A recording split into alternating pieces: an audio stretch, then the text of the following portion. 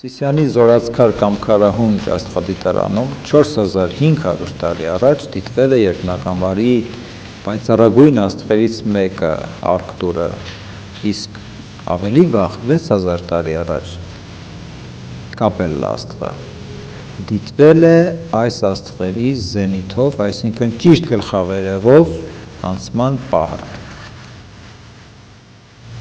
Սևսարի աստղադիտարանը գտնվում է Մարտունուց 10 կիլոմետր հարավ։ Հուշարձանախմբի գլխավոր 6 քառակուսի մետրանոց Քարաբեկորի մակերեսի պատկերների վերլուծությունը հանգեցնում է եզրակացության, որ սա լուսնարեգակնային օրացույց է, իրեն բնորոշ թվերով 4, 7, 14, 28, 30, 31, 98 և այլն։ Զանազան համադրություններով ստացվում է տարվա օրերի թիվը 364։ Վարդենիս Վայոց ձորի լեռնանցքով անցնող հնագույն քարավանային ճանապարհի հարևանությամբ 2100 մետր բարձրության վրա Սելիմի միջնադարյան քարավանատան մոտ հայտնաբերվել է մի քանի քարասալ։ Դրանց մակերեսին փորագրված են օղակախմբեր, որոնք վերծանվել են որպես կարիճ, աղեղնավոր և առյուծ համաստեղությունների փորագիր պատկերներ, հնագույն պատկերներ և անկասկած ունեցել են կողմնորոշիչ նշանակություն։ 1994 թվականին աստղագիտական մեթոդներով ես գնահատեցի դրանց փորագրման հնարավոր ժամանակը և ստացվեց մ.թ.ա. 29-րդ և 26-րդ դարերի միջև, մոտ 4600 տարի առաջ։ Աշխարհահռչակ այս աստղաքարտեզները մեծ ճշգրտությամբ պահպանել են աստղային երկնքի անցյալ տեսքը։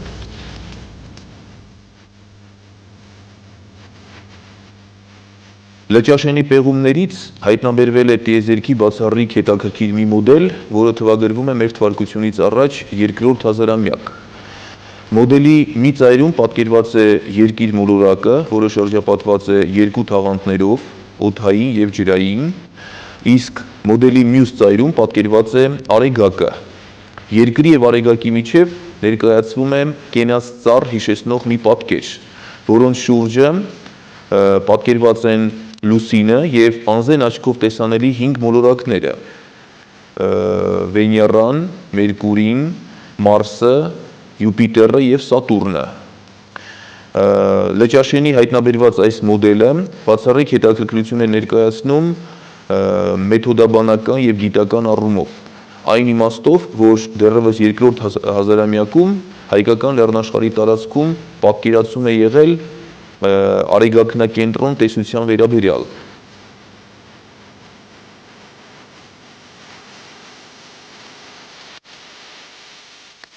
Աստղաբերդ Գեղամա լեռների այս բարձունքի գագաթին 3140 մետր բարձրությամբ հսկայակետ կիկլոպյան շարվածքով կառույց կա, որի լանջերին մոտ 2 տասնյակ զուտ աստղագիտական ժայռապատկերներ, ուստի աստղաբերդը ևս ներկայանում է որպես հնագույն աստղագիտական կենտրոն։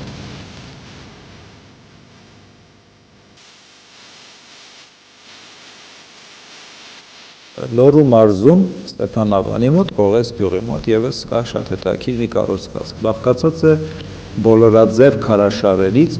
որոնց քարերի թիվը 14 է, 28 և 30։ Կա նաև 90 և 75 աստիճանանոց քարե երկանկյուն քարաշար, որի բացվածքը նայում է ուղիղ դեպի հարավ,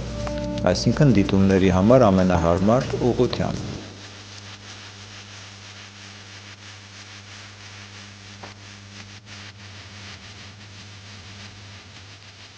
Հաջորդ հետաքրքիր կառուցվածքը ագարակում է, նոր է հայտնաբերվել աշտարակի մոտ։ Նման է մեծամորին, մի քանի տասնյակ քառակուսի մետրանոց տուֆե հարթ մակերեսին բազմաթիվ մեծ ու փոքր կանոնավոր անցքեր են փորված, որ համաստեղություններ են հիշեցնում։ Սա թվագրվում է մոտավորապես 3-րդ հազարամյակով։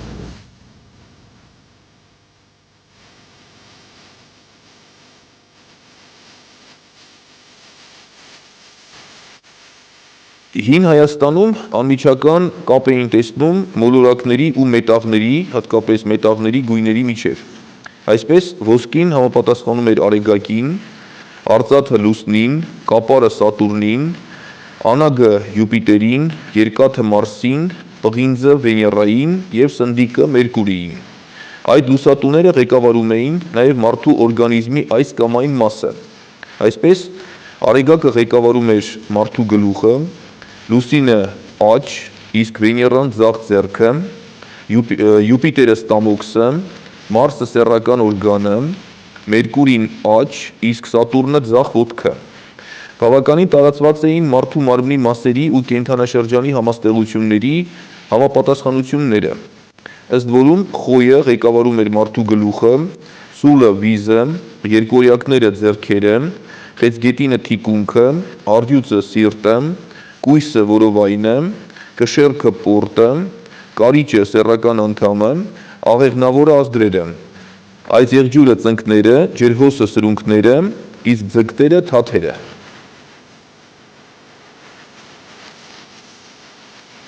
Մեր նախնյաց կյանքում երկնային մարմինների դերի ու նշանակության, ըմբռնման խորության անվիճելի վկայություններ, կռվաններ են պարունակում նաև ժայռապատկերները։ Բազմաթիվ արևանշաններ ու կեռխաչեր կան։ Սրանք մատնանշում են նախնյաց աշխարհընկալումային համակարգում արևի գրաված կենտրոնական տեղը։ Շատ են լուսնապատկերները, աստղերի և աստղախմբերի, համաստեղությունների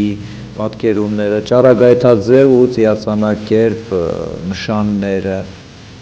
տարատեսակ օրացույցները, արեգակնային, լուսնային, համաստեղային և խառը տիպի, ինչպես նաև կան շատ կողմնացույցներ։ Կա պայծառ երկնաքարի ու կիսավորի պատկերումներ։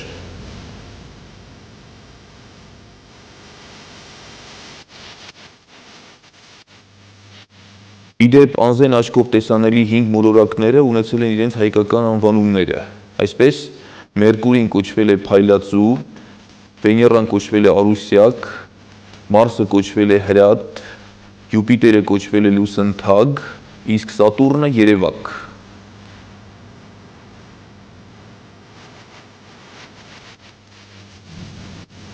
Կենդանակերպի 12 համաստեղություններից 11-ը ժայռապատկերներում կա։ Բացակայում է միայն ձուկը, ձկներ համաստեղությունը։ Հնարավոր է, որ ձկներ համաստեղության արտահայտություն լինեն մեր հայոց մենաշնորհ վիշապաքարերը։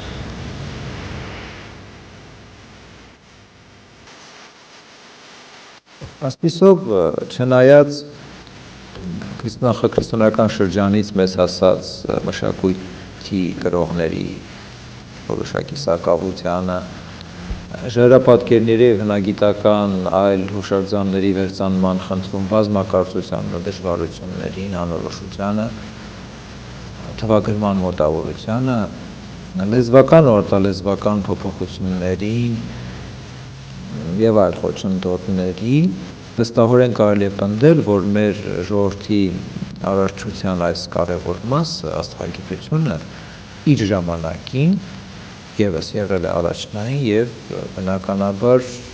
վճռորոշ ազդեցություն թողել շրջակա երկրների ու ժողովուրդների մշակույթի զարգացման վրա։ Ըստ Օլքոտի համոզմունք դարձած ենթադրության, ակներևաբար հայկական բարձրավանդակի հետ է կապված կենդանակերպի 12 նշանների գոյությունը մեր թվարկությունից առաջ 3-րդ հազարամյակում մի հանգամանք, որը հետագայում նպաստեց արեգակնային տոմարի զարգացմանը։